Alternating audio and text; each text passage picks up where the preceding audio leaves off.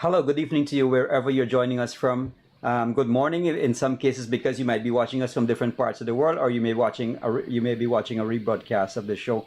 Welcome to your favorite show, Ask Dr. Saw. We trust that you've been having a fabulous and a wonderful 2025 so far, a healthy 2025 so far. Tonight, as usual, we are going to be covering a topic that is so almost every single human being that I know would have suffered from. That is headaches. And tonight, no one else to tell us about headaches but Dr. Saw. Dr. Saw is still in England, and he's joining us via Zoom. Dr. Saw, welcome to the show. Thank you, Kash, and your team. And yeah, I'm happy to be here. Yeah. How has it been so far? You know, what's the progress? What's the progress with young Dr. Saw's exams coming up soon? She's prepared at the moment. Her exams are, in February, mid-February, around mid to end February. Right, so, yeah, right. She's doing her best, I would imagine. Wonderful. We wish her well, and we wish her all the best. Thank you so much. All right, good. Yeah. So, Doc, tonight we're talking about headaches, and headache seems to be, there are so many different types of headaches, that we're going to be talking about. So, I'm sure our viewers. Good evening to your viewers. We love having your input. We love your conversation with us. We love the interactiveness, and you sending your questions. Just to let you know that we are going to be taking your questions from tonight's topic, whatever questions you're sending, and tomorrow, next week, we are going to be answering those questions. As you know, the format of the show, as it is now, is that for the first half an hour we deal with the subject, and then for the next half an hour we'll be dealing with your questions. So, headaches, Doc. As I said, there are so many different things I want to ask you about headaches, but let's start with the basic thing here. What is a headache? What is headache? So, as you rightly said, Akash, every one of us would experience headache at some point or the other. And like I said with back pain, that if I were to prophesize and tell you, Akash, I know what's going to happen in the future, and for you to believe me, I can come and tell you some stories about yourself that you would say, oh, he knows a lot. Yes, right. Without you even telling me that. So if I say, Akash, you've had headaches, almost 100% you will say, yes, I've had it, but it may not be a problem, but you would have experienced that. Like I said before with back pains. So these are common conditions that will affect any one of us. And the definition or the concept of headache really is pain within the skull. So, however, there are different manifestation, and for different people, they can interpret headache differently as well, because you can have what we call radiating types of pain. So you may have a pain from the air that radiates along the air, and it may be deemed, patients may report it as a headache. And of course, that itself can cause headache, but we can report it as headache. But the real definition of proper primary headache is actually a feeling of pain within the skull. Right. So we'd say that. And I'm happy you say the primary headache, because there are two major types of headaches, which is primary headache and secondary headache, right? Absolutely. Right. So Doc, I would want you to go. I mean, in as short time as possible, go through the various types of headaches and what It seems as if when I was doing my research on this, it says that about 80% of headaches are primary headaches. So what? Okay. So the thing is, if you look at headache generally, it's a very vast field. Yes. And so understand every aspect of headache is difficult. And of course, yes, specialists in the field may elaborate in detail of different types of headache. But as a generalist, you want to be able to differentiate the worrying ones from the not so worrying ones. Mm-hmm. But when we categorize headache, or we classify headache as primary headache and secondary headache. So primary headache is telling us that this headache is caused from sensitivity of pain receptors in the brain. And also, a lot of time we don't know exactly the mechanism as to, or the etiology as to why you get these primary headaches. But we know that inherently it originated from some pain-sensitive areas within the brain. And it can manifest in what we call in a neurovascular way, where the pathology lies within chemicals, and it alters the neurotransmission and it alters the blood vessels. So we classify it as a kind of neurovascular process that is happening in the brain. But that is getting too technical in terms of, But so the primary headache, telling us that the headache is a headache disorder on its own. Whereas the secondary headache is headache as a result of another condition. Mm-hmm. Now, there are over 100 types of headaches. Wow. Think of that. Over 100 different types of headache that can be categorized in different ways as to the etiology, in terms of where in the body it's happening, as to the causes, as to other factors associated with it, and it's many.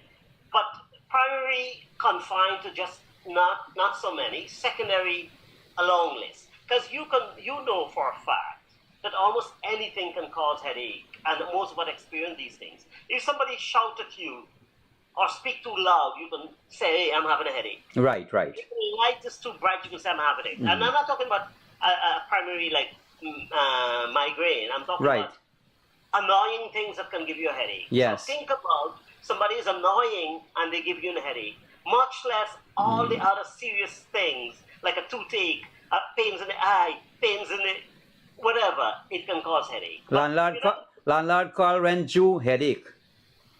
It happens, right? This is the practical things, yeah. Absolutely. But as a doctor, our patients will come in with headache all the time, and they will tell us, and most of us, the patients, would know when it is a serious headache or not. If you get a trivial headache, lasts for a couple hours, and it's mild, no other associated symptoms, you may say, okay, let me take some painkiller and see how it goes. But if this headache is coming on frequently, and you can't pinpoint something, or you can pinpoint, but it's a recurrent nature, then you can say, hey, I think I have a problem. So the story about your headache is so important, and I want to emphasize this point, because sometimes when patients go to doctor, our job is to listen to the story, and the story gives it away. The story is 90% of what? If you describe your headache in detail, without even doing any tests, I can tell you this headache is more than likely, this is the cause, and this is how you manage it, without even doing anything else.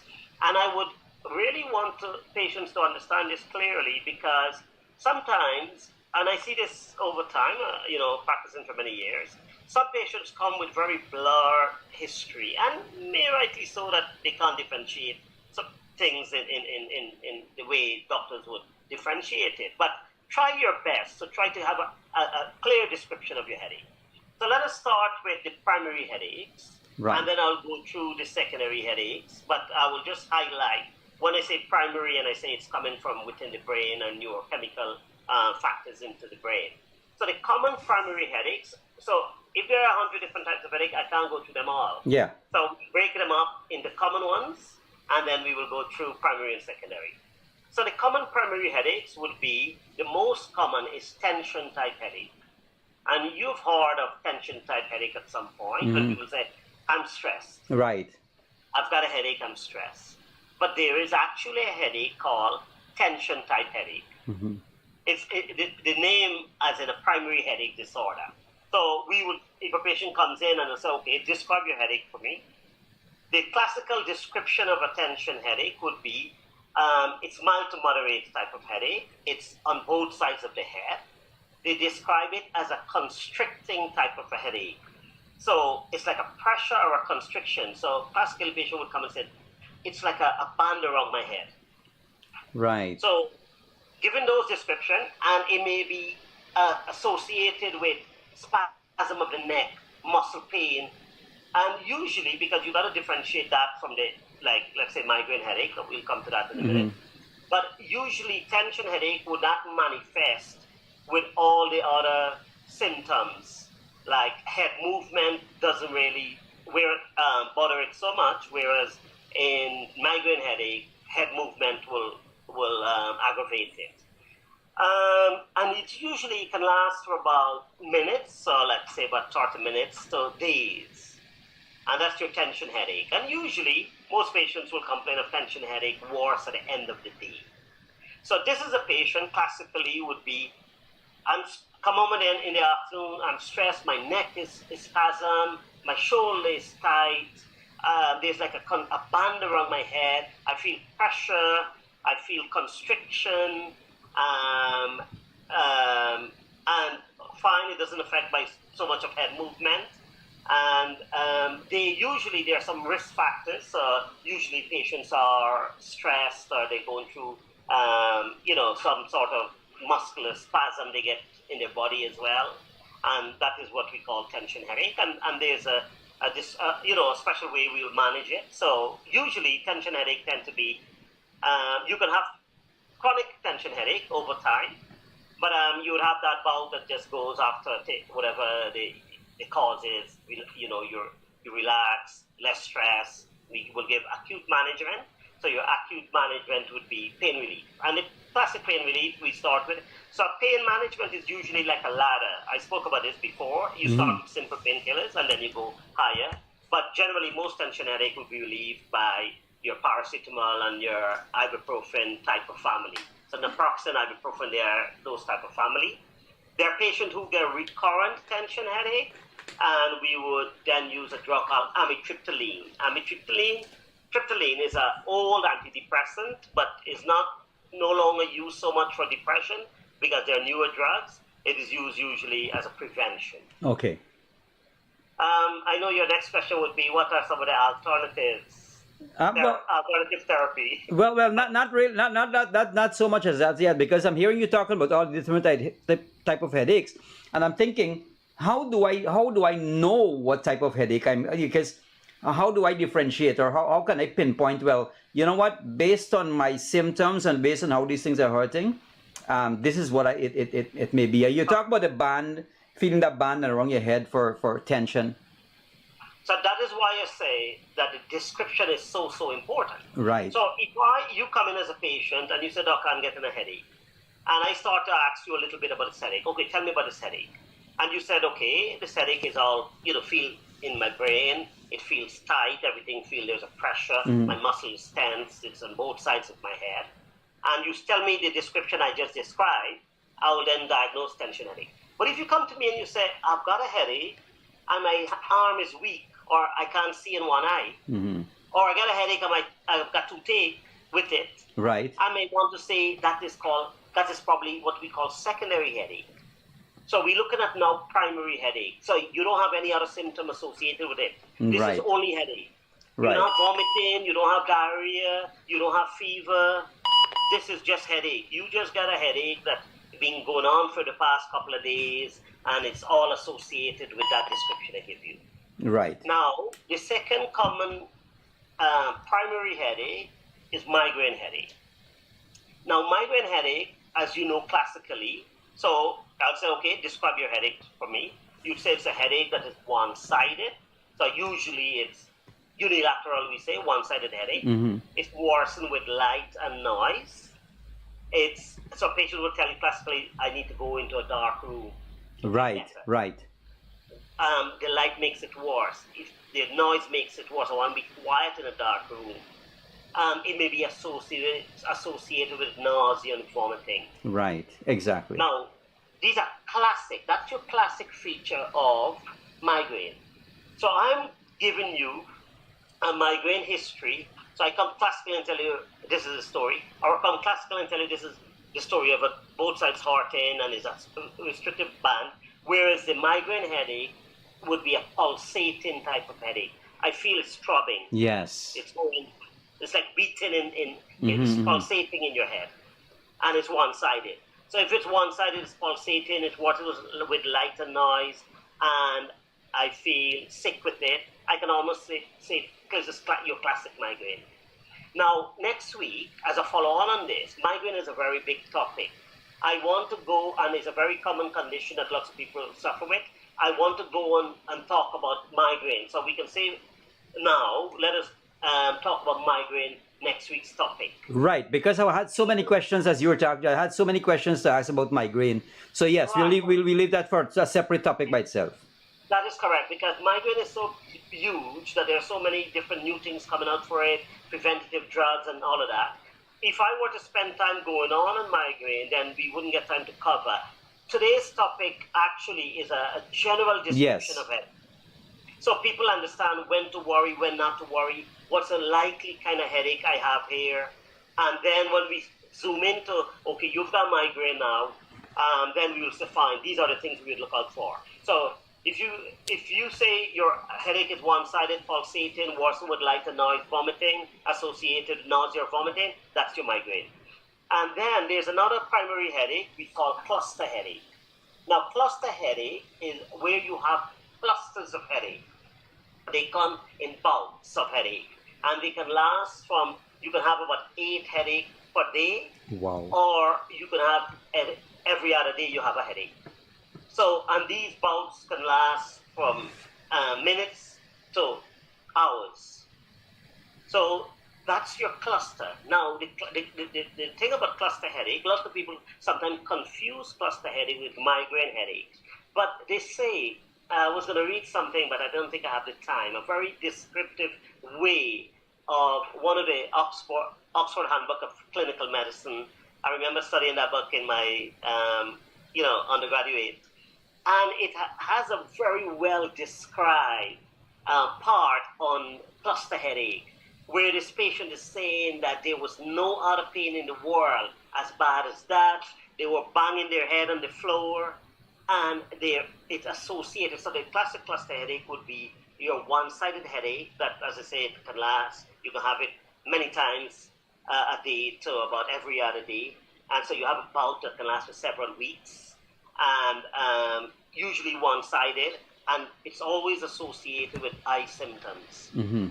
So you would have watery eyes,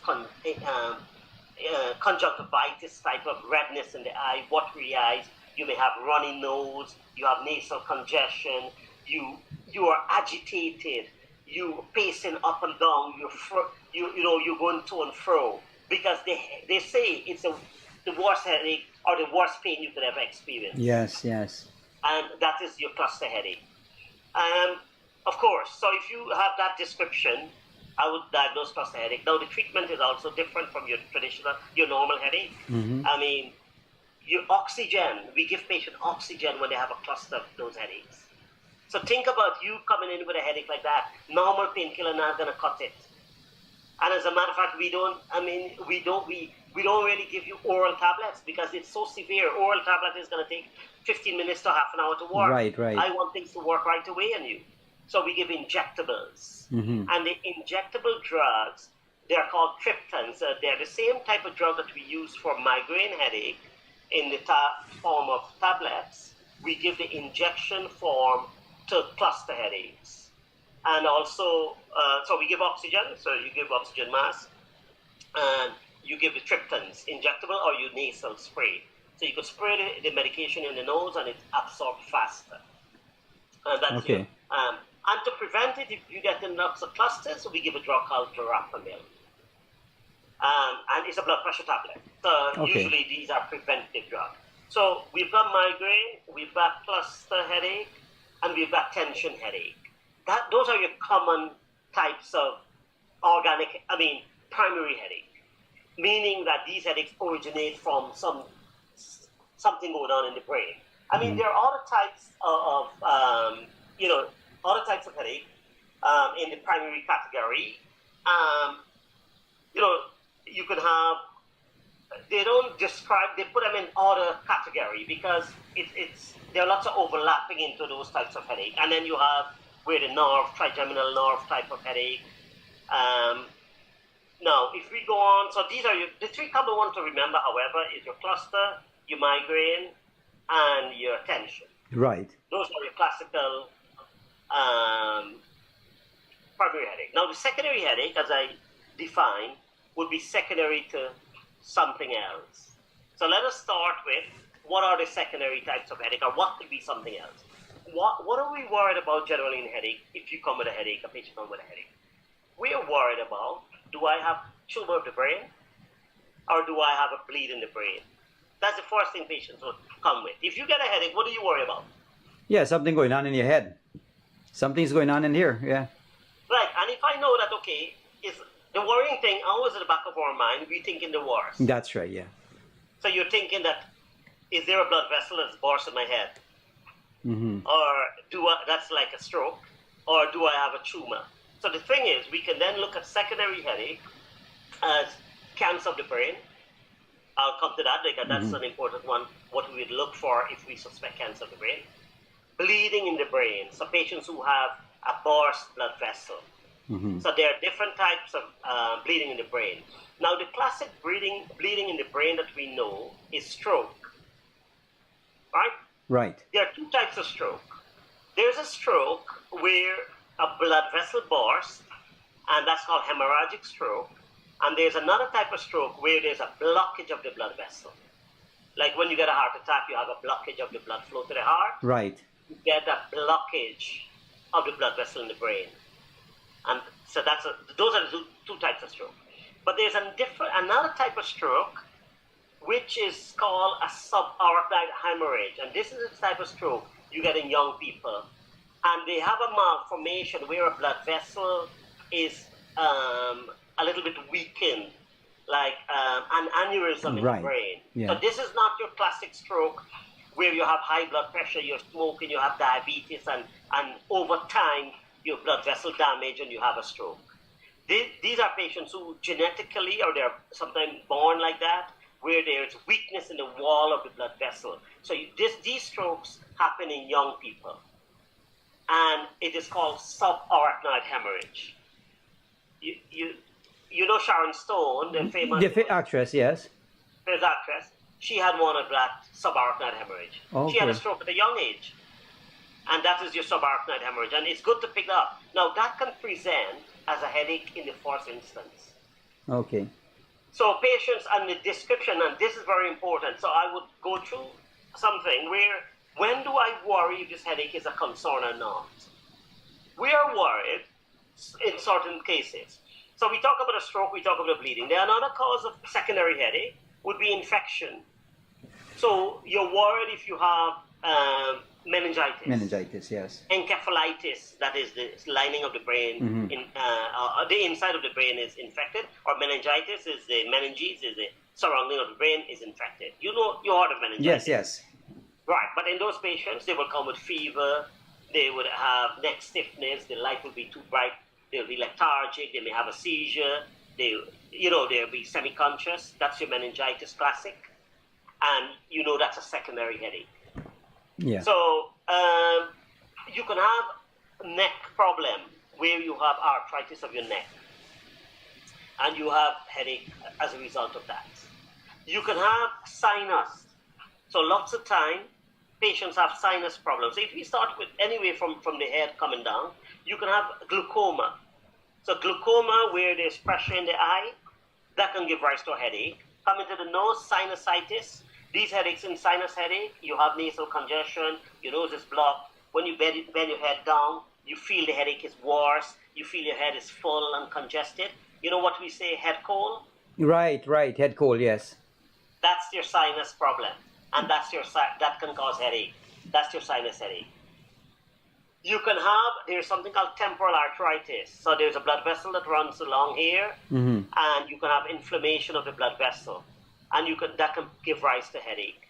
Now, so if I press on here and you're having pain and you're having headache, this is a serious condition as well, because if there's inflammation of the blood vessel, you can have a blockage of the eye. It can go to the eye, into the blood vessel of the eye, and cause blindness. So these are secondary causes of a headache. Now, I don't want patients to think, okay, every headache I'm going to be worried and thinking it's going to kill me. As I said to you, you know the type of headache. But there are some features I want to talk about that you should be cognizant of, or you should be aware of. So one, so there are a couple of things we look for. If you have headache, which comes on with let's say you have fever, you're really unwell, and you have a headache, I would want you to see the doctor to make sure you don't have meningitis. But I would expect you to have a temperature, I'd expect you may have a rash or not, and you may have the light is too bright, neck stiffness, you can't do this, it's painful, so that's your headache. But importantly, if you have headache that is associated with what we call neurological signs, remember this word? Yes. Neurological signs. What it is, so we would say stroke-like symptoms for the layman.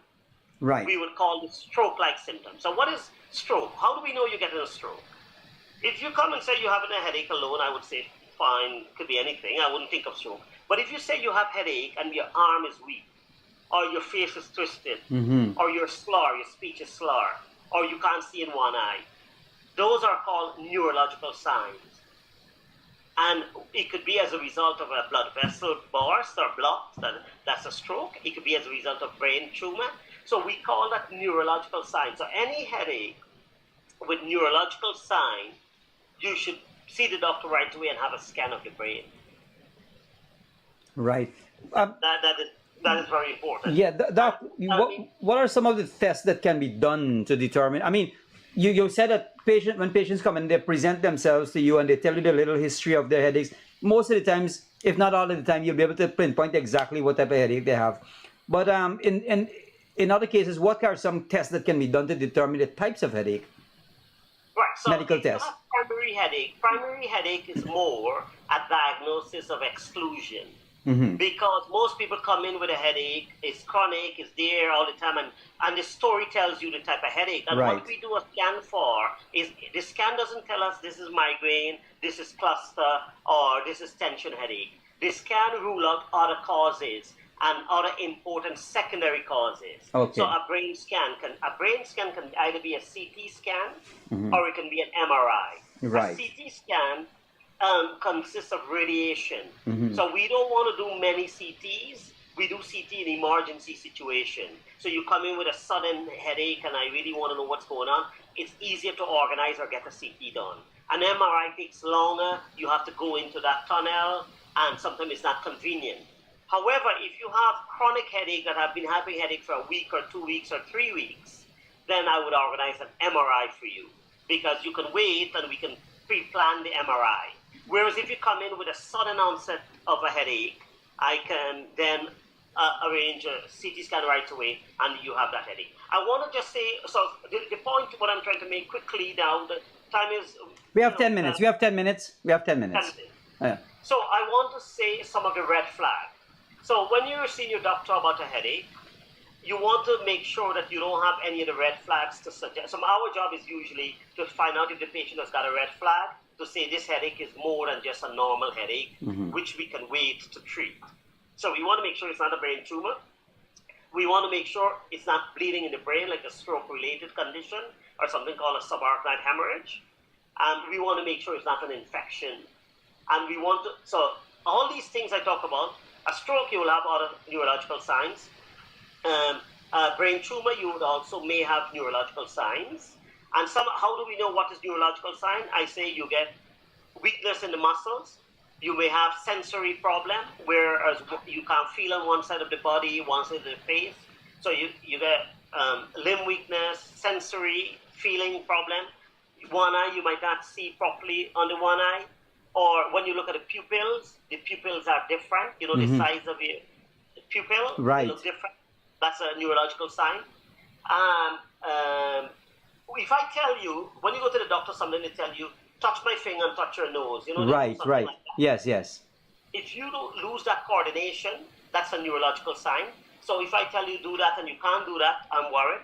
If I tell you to stand straight and close your eye and you fall over, that's a neurological sign. If I tell you to walk, you know, when you're drunk, we tell patients, can walk you walk heel to toe? Yeah. You put your toe by your heel and you move one step after. If you can't do that, that is a neurological sign. So any headache with neurological sign, straight to the doctor. Any headache with fever that is a little bit more than just a flu or a cough and cold, because any cough and cold can also give you a headache. But if you have the meningitis type of where you have fever, cough, cold, rash, and neck stiffness, doctor, that's an emergency. Now there is the other thing you look out for. You heard of thunderclap headache? Right, thunderclap headache. I was to ask you about that, doc. Thunderclap Okay. headache. Yeah. So a thunderclap headache, the definition really is a sudden onset of headache that reaches its maximum intensity within a minute. Wow. And it is described, I mean, when you look at thunderclap headache is one of the, you have to, so if you get a headache like that, you should always see a doctor because you risk having a bleeding in the brain. So we talk about subarachnoid hemorrhage, like what that actress had, Sharon Stone. Thunderclap headache is a presentation in half the cases. So patients, the common is they have a sudden headache, and the classical description they would say as if someone take a baseball bat and hit me in the back of my head. Wow. So it's a sudden onset of headache reaches maximum intensity within a minute. That's your thunderclap. But of course, there are other causes of thunderclap headache where you can have what we call constriction of the blood vessels and all of that. And there's another headache you can get during orgasm. So you can have coitus cephalgia, they call it, where you have headache during or just around, just after orgasm. So that's your sudden headache as well. But of course, you know, you would have that as a history, and then you say, fine, this is a benign condition, it's innocent, it's not going to do you any harm. But if you have a sudden onset of a headache that is as a thunderclap headache, you should see the doctor to ensure it's not, a bleed in the brain. Yeah.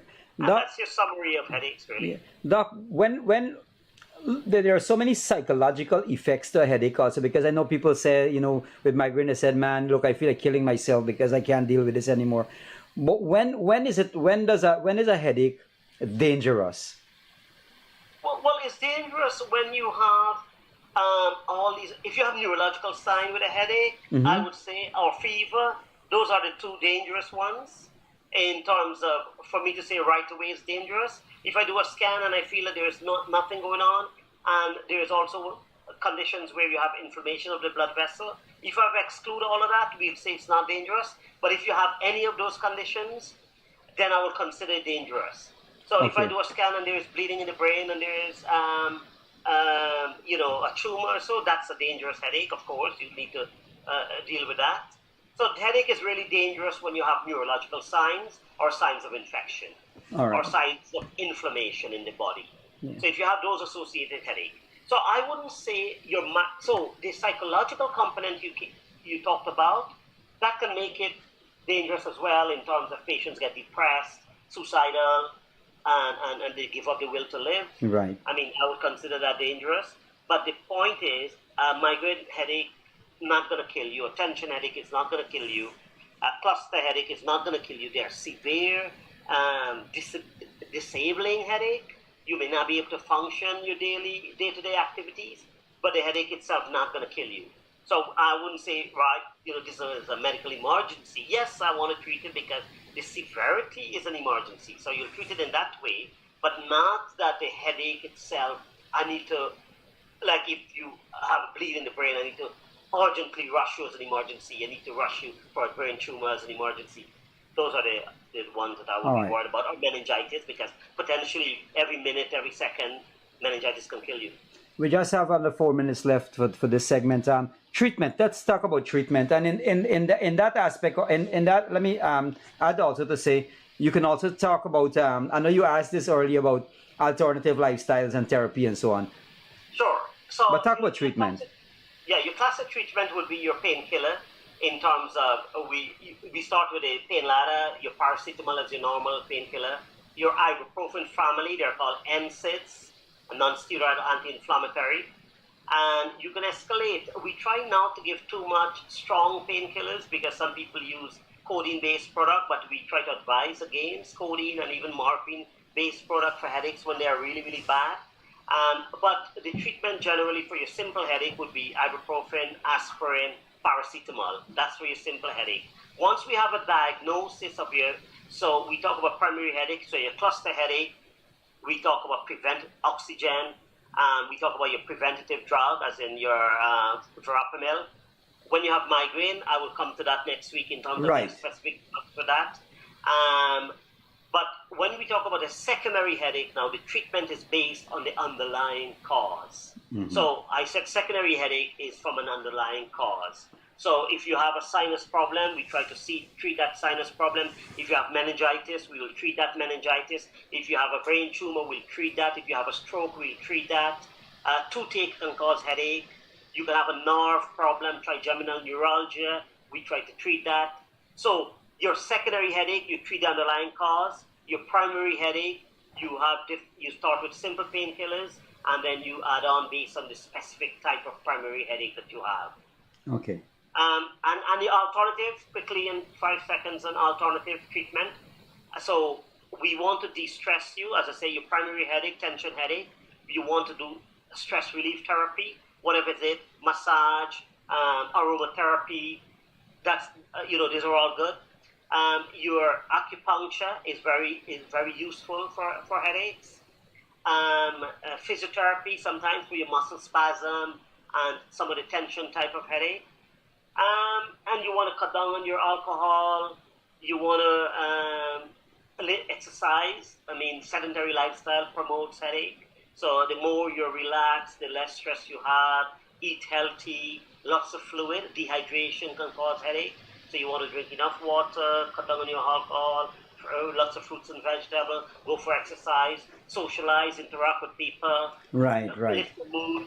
Yes. Those are all your Yeah. Doc, on a lighter note, one last thing to close off here in terms of headache. How do you treat the headache when you say, by that lady who me got there, that husband me got there is bare headache? How do we deal with that? Oh, you want to get me in trouble now.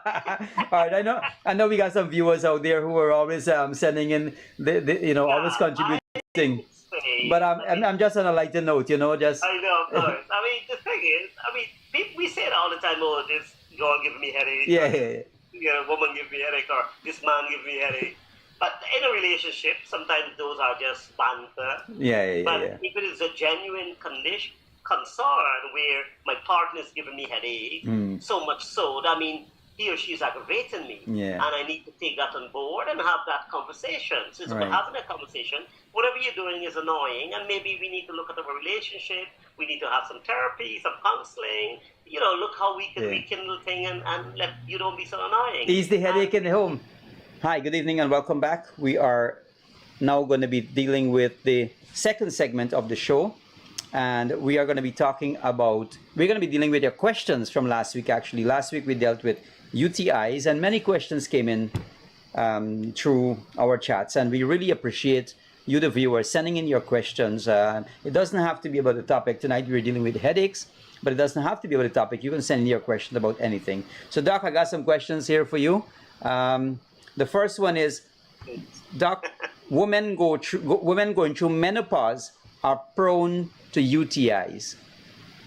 Absolutely. And I remember saying that on the UTI topic that I did, that the cause or the etiology we say lots of time has to do with the bacteria that lives in the perineum.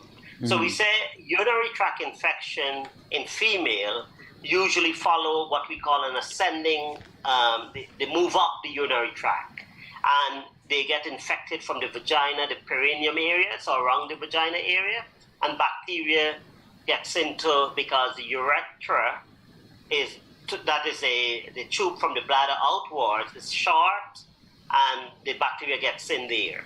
So it is very important that whatever bacteria in your vagina, we want that bacteria to be the healthy bacteria that your vagina is accustomed to.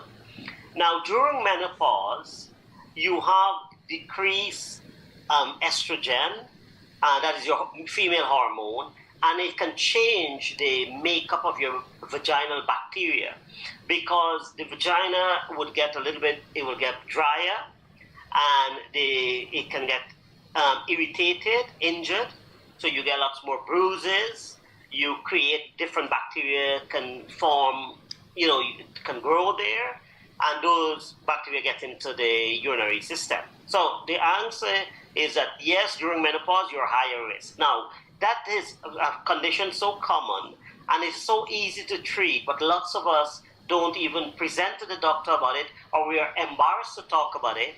And it is so easy without any complication. I've given patients treatment for it, and they're so thankful that they have transformed their lives. And the Wow. treatment generally would be topical estrogen. So the cream, like you take HRT, consists of two types of hormone, estrogen and progesterone, where you take orally, that is, by drinking it. Whereas in the vagina, we give cream, topical, like a gel or a cream, but it comes in a little tablet form that you put up the vagina. Now, that's your estrogen, topical estrogen. Now, the good thing about that, it doesn't get absorbed so much into the body to give you all the risk associated with estrogen. It works nicely locally. So you don't have to worry. Even patients with breast cancer, we give them topical estrogen. And that's a very good treatment, and I would encourage patients that talk to their doctor about that and get it, the cream. And so in the beginning, I use it every day for 2 weeks, and then 2 to 3 times a week thereafter. So it doesn't have to be every day, but just to restore the balance in the vagina. Okay, great. So there are two questions that I want to string together here that we have here. Doc, is Dettol good to wash your private parts regularly?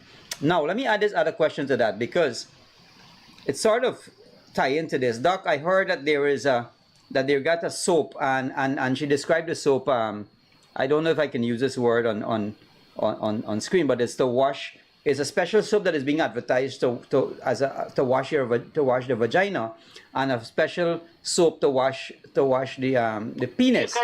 You can use any word on screen. Okay, so let me say, it says, Doc, I heard that they got a patty cake soap and a body soap. I want to know about that soap. So these products has been advertised all over Facebook. I see Robert laughing in the control room, but it is being advertised a lot to say that, look, this is the best thing. And let me tell you what some of the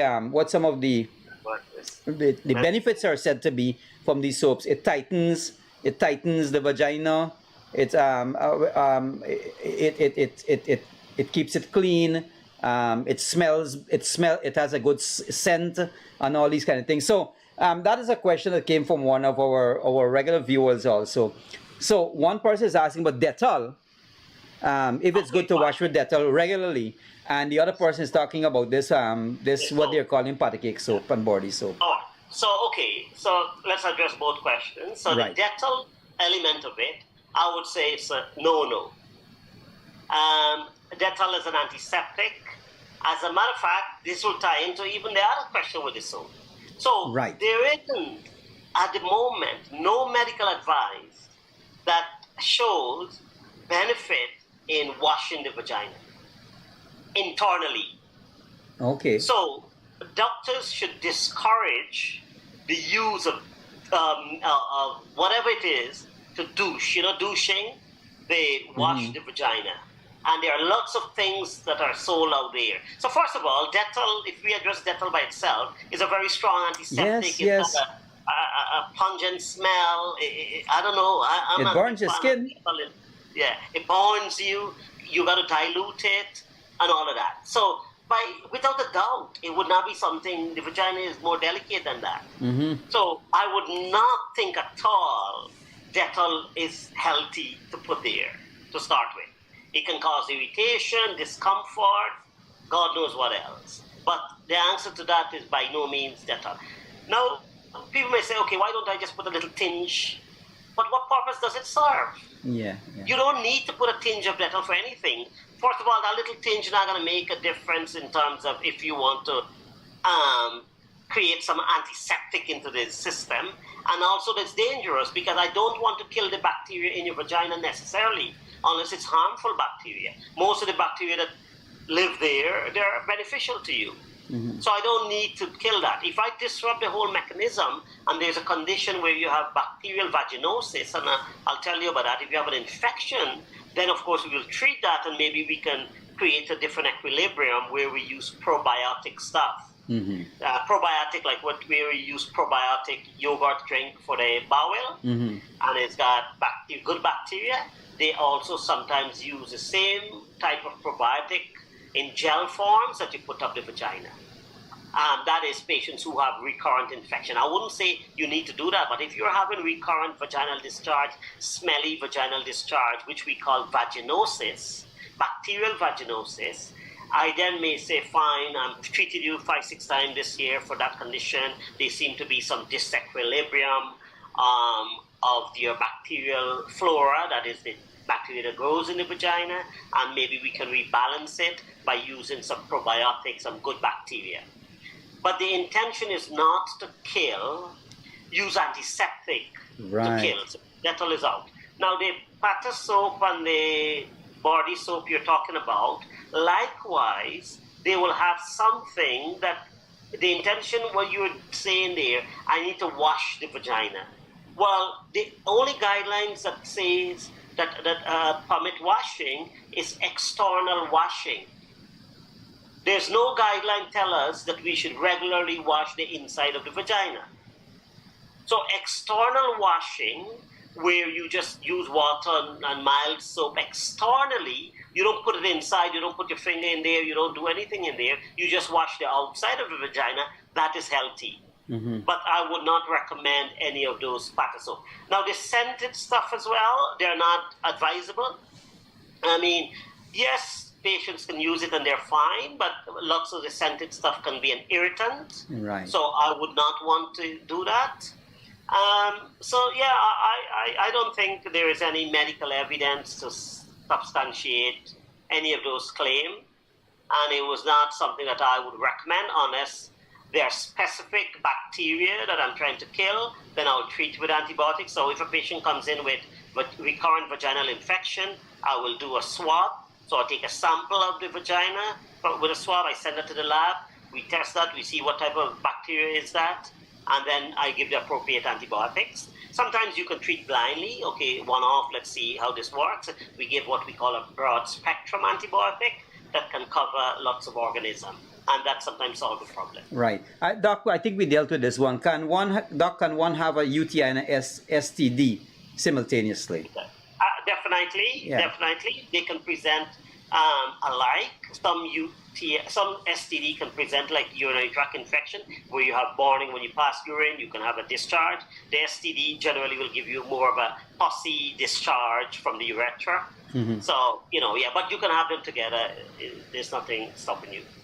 Okay, Doc, why milk is not allowed when using meds for UTI? Well, that is not true. In totality, that is true to an extent.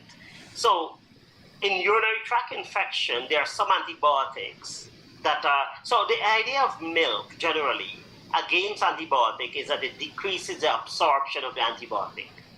So, you're taking an antibiotic, there's a milk in there that will change the absorption of the drug into your system. Okay. And that's the simple reason.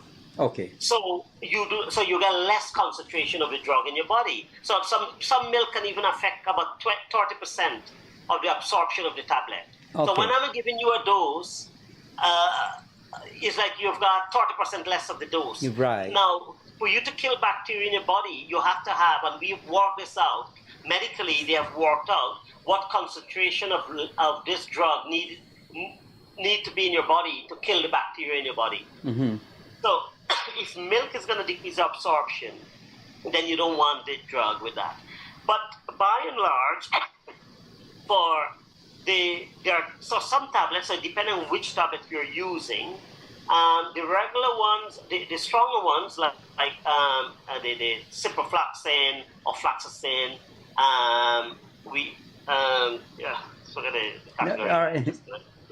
but drugs of that category, they can interact with the milk and you lose absorption of the drug. However, the common one that we use, trimethoprim, can be used, and that is used for UTI. Nitrofurantoin, macrobid, that can be used, and that's a common drug that is used. As a matter of fact, in the UK, I use nitrofurantoin, which is macrobid, as the first line, because there's lots of resistance with trimethoprim. So different country and different locality that you live, the guidelines for management of urinary tract infection, it has to do with the antibiotic resistance and the bug that is prevalent in the community.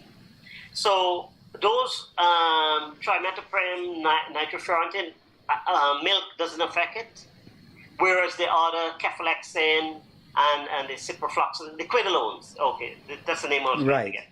The family of the quinolones, it can affect it. So yes, it's just to do with the absorption. Okay, great. Does metformin damage the kidneys? Answer is no. Okay. However, there's a caveat to this. Yes. So metformin by itself doesn't damage the kidney, and patients come. Even last week, a guy came in and he said, "Doc, my family in the US told me that I can't use metformin; it will damage my kidney." I said, "Well, that's wrong. That's not true." And I had to show him the evidence. Now, it doesn't affect the kidney, but what tends to happen? Metformin can affect the metabolism in your body, right? And it produces. It can affect your body break down certain type of product, and it can increase your lactic acidosis. You know, we have different metabolic pathway cycles that give us energy, and metformin can cause your body to build up something called lactic acidosis. Lactic acid. Lactic so acid, you get yeah. high level of lactic acid, you get something called lactic acidosis. But that is if you have problems with your kidney already where the kidney is not excreting the product. So if your kidney is damaged already and it is not excreting this it's causing a buildup of it. Right. Or also the kidney is causing accumulation of your metformin because metformin is also excreted by the kidney. So if there is a buildup of this lactic acid and the kidney is causing more metformin to be in your body, and also the lactic acid is not being excreted, because you already have a kidney damage, that is how the metformin affects the kidney. But by itself, it does not damage your kidney.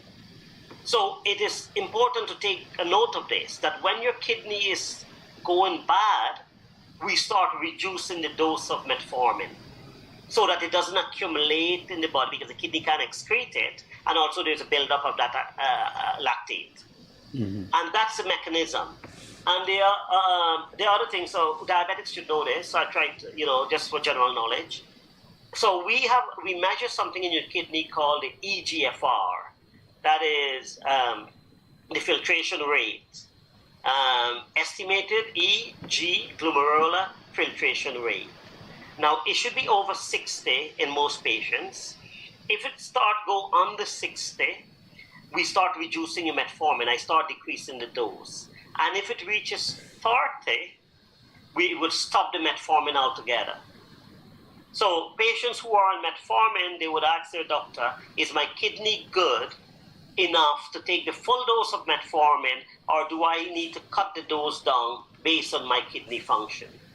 Okay. Okay. Great. So next question, Doc. I do not take any medication. However, I take vitamins. I take many vitamins. Should I be concerned about my vitamin intake? Yes and no. Okay. So there is no evidence. So we know the use of multivitamin is a multi-billion-dollar industry. Yes. And if we had evidence to say vitamins are bad for you, the medical community would say vitamins are bad for you, don't take it. So by and large, we know vitamins are not bad for you. So you're not going to die from it. But when I say yes and no, it can be bad for you if you overdose on the vitamins. So they have what we call the daily requirement. Right. And the daily requirement is usually they have a long therapeutic index, a wide therapeutic index, that means that the dose is not narrow, that you have to have a narrow dose. Usually it's a wide dose. You have a good range. So even if my daily intake meant to be 1 gram and I take 5 grams, sometimes that would not do me any harm. So we have a wide, whereas some drugs, you have what we call a narrow therapeutic index. That means you can't deviate. If they tell you stay within this limit, you have to stay within that limit. Vitamins generally don't have that. But there are some people who are obsessed with one particular type of vitamin. And the vitamins are divided into what we call fat-soluble and water-soluble. Now, the water-soluble vitamins tend to be excreted. B and C and those vitamins, they can be excreted. So usually accumulation, you don't get accumulation like that. So that's why when you take, let's say, vitamin B, when you pass urine, it changes the color of your urine. You see the urine get dark yellow. And that's your excretion of that, excreting the vitamins. So the thing is, I would not encourage particular type of vitamin that, okay, let me take an A. So A, D, E, and K are fat-soluble vitamin. They build up in the body. So I don't want to take a vitamin that can build up and I keep taking tons of it. That is not advisable. So the general rule is I will take a multivitamin. However, in certain category of patients, so you have some patients who have digestive problem. So if I have a bad stomach or patients who have had gastrectomy, part of the stomach removed, they may not be able to absorb certain vitamins. You give them supplement. Your bowel is part of your bowel removed. We would normally give vitamin supplements. People with Crohn's, we talk about inflammatory bowel disease in the past. Ulcerative colitis, Crohn's, you may need some extra vitamins, especially for that. Vitamin C, like if you're low in iron, sometimes we give vitamin C and iron together just to aid the absorption of iron. If you're housebound and you don't go out into the sun, you may need extra vitamin D. So we'll give you high dosages of vitamin D. So there are instances, depending on your particular medical condition, you may need one type of vitamin more than the other. However, if you're healthy, fit and healthy, and you eat food from a wide range, a variety of food, and just to make a note also, vegetarian or vegan, they tend to be low in vitamin B12, so they may need extra supplement of vitamin B12. Mm-hmm. But coming back, if you're healthy and you're eating generally food from all categories, you should be okay. If you want to supplement yourself with some multivitamin as a general multivitamin daily, there will be no harm in that. Right. Wonderful. You spoke about the next question. You spoke just now about if you take certain types of vitamin, you may see discoloration in your urine. The other question here is, Doc, can you explain the different color of urine apart from blood in the urine? For instance, some people may have dark yellow, light yellow. Some people have cloudy urine. Right. What are those things indicating? All right. Very good question, and it is an important thing to note. So your urine should be this pale yellowish color, whatever it is, right? It don't have to be plain. It don't have to be crystal clear, Doc. No. Urine is not like water. Okay. It's got a yellow tinge in it. Right. What? Yeah. So it's like a wine color. That's your urine color. Mm-hmm. Now, if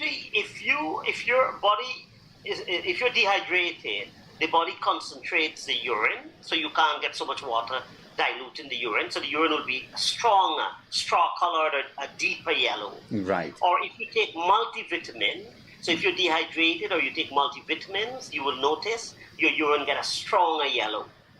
So that's a strong yellow, deeper yellow. Mm-hmm. So your urine is usually light yellow, and your discoloration would be concentrated, deeper yellow.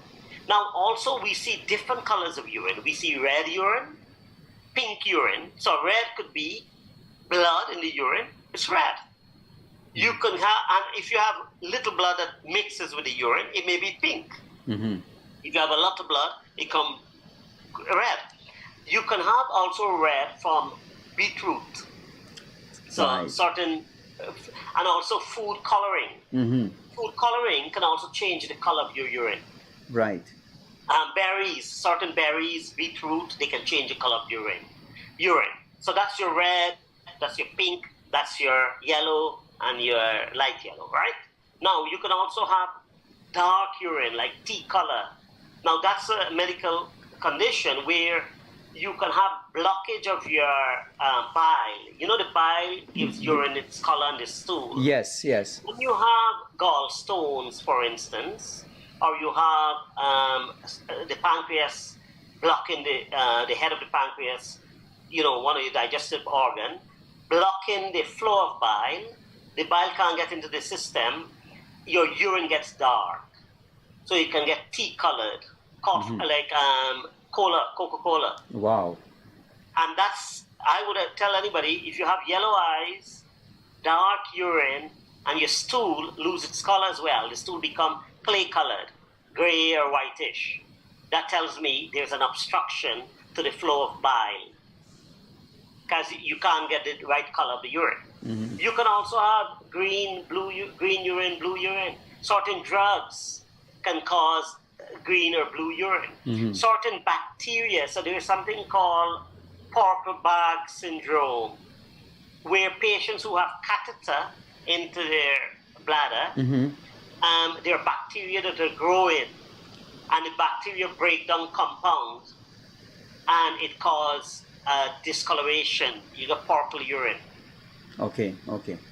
So you could get purple urine, you could get blue urine, green urine, red urine, yellow urine, black urine, and they can be because of infection, because of food product, food dye, and they can be because of medication and various other medical conditions. Frothy urine, that cloudy urine, is usually due to protein in the urine.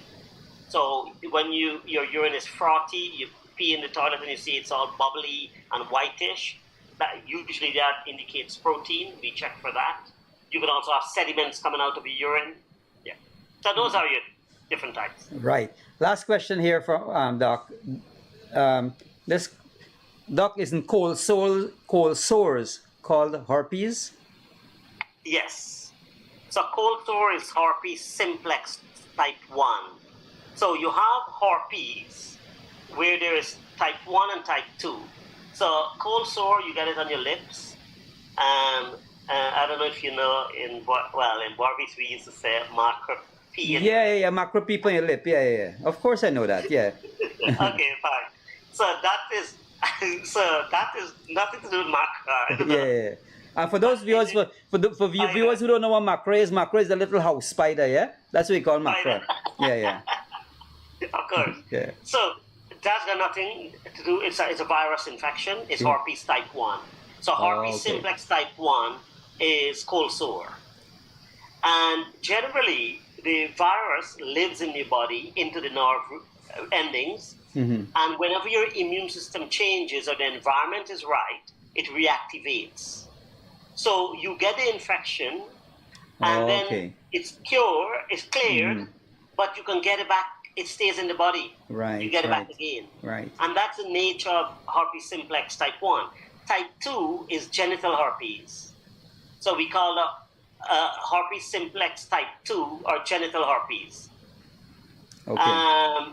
You have that in the groin area, so the pubic area, and it presents similarly. You got these little boys, and after a couple of days they burst and they come like ulcers, and so that's your herpes type 2. All right, Doc. Well, thank you so. Type 1 and type 2. Yeah. Well, thank you so much for this evening. We want to encourage you viewers to continue to send in your questions. Doc will be dealing with your questions from tonight's show next week, so you can look forward to that. And next week we'll be doing a follow-up, as Doc mentioned, on headaches, and we will be zoning in on migraines, which I think it's very important. A lot of people I know tell me they're suffering from migraine headaches. Some people said, Doc, if they just listen to the clock just ticking, sounds like somebody hitting them with a hammer every time. Yeah. All right. Indeed. Yeah. Yeah. So okay. So thank you again, Akash, and to the viewers. Yeah, Doc. So thanks so much for being here with us. I know you're all the way in England and you're still making the time to do this. I think you said you had to go and do you had an appointment this morning, and then you had to rush from that to come here. My clinic is quite busy, so it's difficult sometimes. You always have emergencies coming in, and I'm still kind of busy. But this is good for me and for the public. I really want to do this as a way of giving back to society. All right. So thank you so much, viewers, for joining us tonight. You were tuned to your favorite show, Ask Dr. SAWH. We urge you to continue to be with us here and to share this with all your family and friends, so they too can benefit from this information. Doc, anything in closing? No, thanks again, Akash, to you and your boys, and of course to the viewers. Good night. All right, good. So viewers, take care. Have a We encourage you to stay healthy, and on the roadways, look out for those who are not looking out for you. Have a safe week and a healthy week until we see you next week again.